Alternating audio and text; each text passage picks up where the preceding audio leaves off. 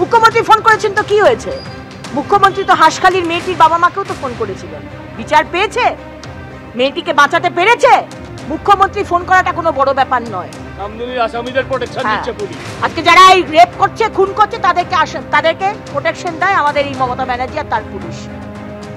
এই সরকারের আমরা কথা বললাম এখানে বিজেপি নেতৃত্বের সঙ্গে, এবং প্রথম দিকে সরকারের প্রতি আস্থা দেখিয়েছে, কিন্তু পুলিশের এই কার্যকলাপ থেকে তাদের মনে সন্দেহের দানা বেঁধেছে যে কেন এই ধামাচাপা দেওয়ার প্রচেষ্টা, কেন তড়িঘড়ি। আমরা যখন দাঁড়িয়েছিলাম, আমি অগ্নিমিত্রাদি সজলদা, পরশুদিন একজনের ছেলে মারা গেছে, তার পোস্টমর্টম এখনো হয়নি। এখন আমরা দেখতে পাচ্ছি যে এখানে পুলিশের গাড়ি এনে তালা থানার সামনে যে রাস্তা, সেই রাস্তা কিন্তু ইতিমধ্যে গার্ড করে দেওয়া হলো, এবং পুলিশের তরফ থেকে কিন্তু একেবারে তিনটি গাড়ি লাগানো হয়েছে, যাতে কোনোভাবে বিজেপি নেত্রীদের সঙ্গে যে বাবা মা রয়েছে নির্যাতিতা, তারা যাতে এখান থেকে বেরোতে না পারে। একটি গাড়ি, দুটি গাড়ি, এবং ঠিক এর পাশে আরও একটি গাড়ি, মহিলা পুলিশ কর্মীরাও ইতিমধ্যে এসে উপস্থিত হয়েছে। এবং আমরা দেখতে পাচ্ছি যে ডিসির যে স্পেশাল টিম, সেই স্পেশাল টিম তারাও কিন্তু এসে উপস্থিত হয়েছে।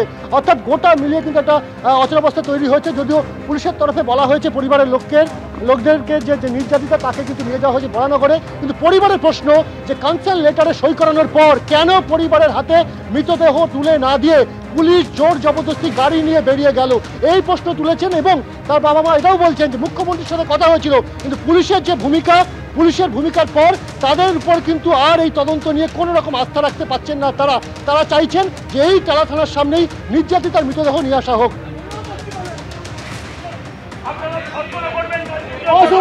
কথা বলবেন না, পুলিশ তদন্ত করছে।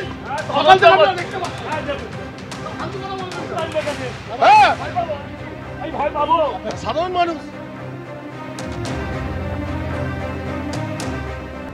এই যে ছবি আপনারা দেখছেন, এটাই হচ্ছে আরজিকর মেডিকেল কলেজ ও হাসপাতালের সেমিনার রুম। ওই মহিলা চিকিৎসক আগের দিন নাইট ডিউটি করার পর রাত্রি 2টোর সময় ডিনার করেন, এবং তারপর এই সেমিনার রুমেই তিনি গেছিলেন বিশ্রাম নিতে, যেখান থেকে পরদিন সকালে তার দেহ উদ্ধার হয়।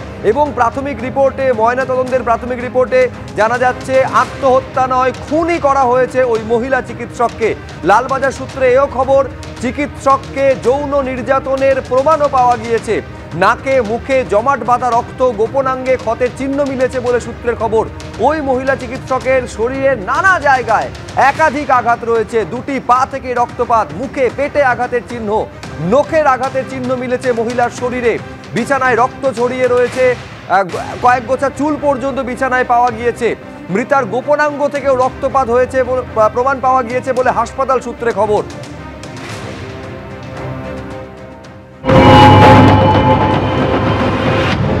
আমি বললাম ডেড বডি এখানে নিয়ে আসতে, আনছে না। না বলছে ভিডিওটা স্পট করে নিয়ে গেছি তো, এরা বলছে এখন বড় ডোমর আছে। হ্যাঁ বলছি তো বারবার করে, আমরা এখানে বডি আনুক, আমরা অন্য স্টেপ নেব। আমার রাজ্য সরকারের বলে আস্থা এখন উঠে গেছে। এখন যা আমার মেয়ে মারা গেছে অন ডিউটি, এখন তার বডিটা নিয়ে চলে গেছে, আমরা টেরও পাচ্ছি না কোথায়।